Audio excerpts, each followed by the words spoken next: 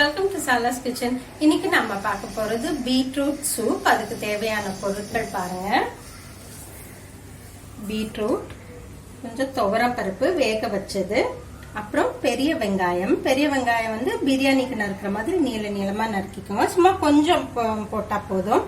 தக்காளி, ஒரு சின்ன பழம் தக்காளி, அதையும் நீள நீளமா நறுக்கியிருக்கேன். அப்புறம் இந்த பொருட்கள்லாம் நான் சமைக்க என்னங்கிறத சொல்றேன். இப்போ ஃபர்ஸ்ட் என்ன பண்ண போறோம்னா, பீட்ரூட் வந்து நீங்க கடையில வாங்கும் போது நல்லா அதை வந்து தோல் கனமா இருக்கிறதா பார்த்து வாங்குங்க. அதுதான் ஃப்ரெஷ்ஷா இருக்கும். ஸோ இப்போ ஃபர்ஸ்ட் இந்த எடுத்து நம்ம தோலோட கழுவ போறோம். இப்போ பீட்ரூட்டுக்கு தோல் சீவிடலாம்.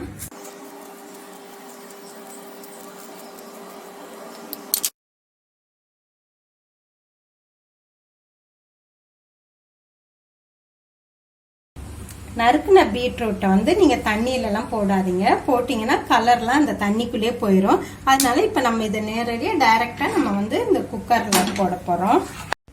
இப்போ இது வந்து துவரம் பருப்புங்க. துவரம் பருப்பு வந்து நல்லா இதை வச்சு மேஷ் பண்ணிடுங்க. நீங்க பாசி பருப்பு கூட யூஸ் பண்ணிக்கலாம். துவரம் பருப்பு சேர்க்க போறோம். அதோட தண்ணி,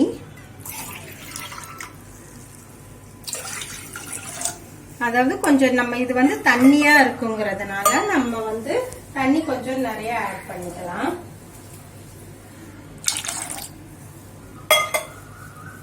அடுத்து பீட்ரூட்டோட இந்த வெங்காயம்,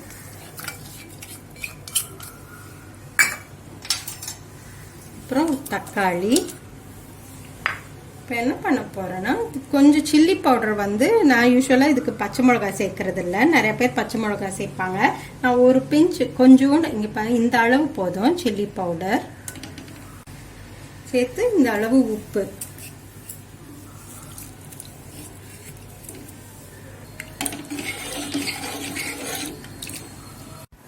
இப்போ குக்கர் மூடி போட்டு 3 விசில் அல்லது 4 விசில் விடலாம். எப்பவுமே குக்கர் மூடியா அந்த பக்கம் திறங்க, இல்லைன்னா ஆவி அடிச்சிடும். இப்போ அடுத்து என்ன பண்ண போறோம்னா, இதை இப்போ ஆன் பண்றேன், அதை அங்கே கொதிக்கட்டும். இப்போ அடுத்து தாளிச்சு நம்ம வந்து அந்த சூப்புக்குள்ள கொட்ட போறோம். தாளிக்கிறதுக்கு எண்ணெய் போடுறோம்னா, எண்ணெய் வந்து ரொம்ப கம்மியாங்க, அவ்வளோதாங்க, அது போதும் அந்த எண்ணெய். அப்புறம் கொஞ்சம் நெய்.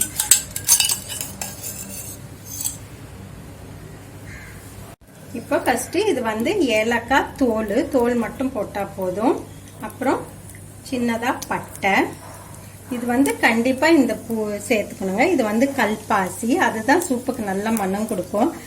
சோம்பு கொஞ்சம்.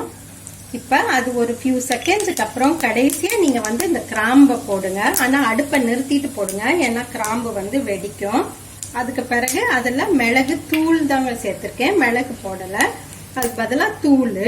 இப்ப இது என்ன பண்ண போறோம், எடுத்து இந்த சூப்ல இப்ப கொட்ட போறோம். சூப்ல கொட்டிட்டு கொஞ்சம் கொத்தமல்லி, இங்க பிரியப்பட்ட இறக்கும் போது லெமன் புழிஞ்சுக்கலாம். பாருங்க, அவ்வளவுதான், நம்ம சூப் இப்ப வந்து தயாராயிடுச்சு. பாருங்க, நல்ல ஒரு கலரும் கிடைக்குது. ரொம்ப ஒரு டேஸ்டியான ஒரு சூப்புங்க இது.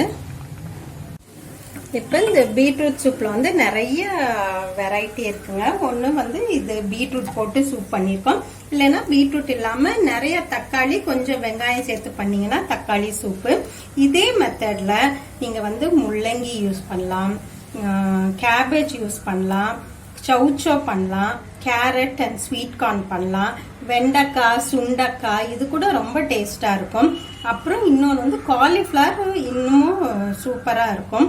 ஆனா ஒவ்வொரு காய்க்குமே அதோட வேகிற டைம் வந்து வித்தியாசப்படும். இப்ப காலிஃபிளவர் எடுத்துக்கிட்டீங்கன்னா நீங்க அதை குக்கர்ல வைக்க கூடாது, பருப்போட சேர்த்து வேக வச்சா போதும்.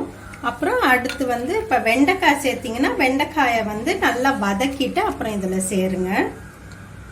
ஆனா சர்வ் பண்றதுக்கு முன்னாடி அந்த ஏலக்காயோ அல்லது பிரிஞ்சி பூவோ இருந்தா அதை எடுத்துருங்க. இப்போ இந்த பீட்ரூட் சூப் நீங்களும் செஞ்சு பாருங்க. இந்த சூப்போட ஒரு டின்னர் ரோல் அல்லது ஒரு சாண்ட்விச் ரொம்பவே சூப்பரா இருக்கும். ஸோ ட்ரை பண்ணி பார்த்துட்டு எப்படி இருக்குன்னு சொல்லுங்க. உங்களை மீண்டும் அடுத்த ரெசிபியுடன் சந்திக்கிறேன். அதுவரை உங்களிடமிருந்து விடைபெறுவது உங்கள் விசாலாட்சி.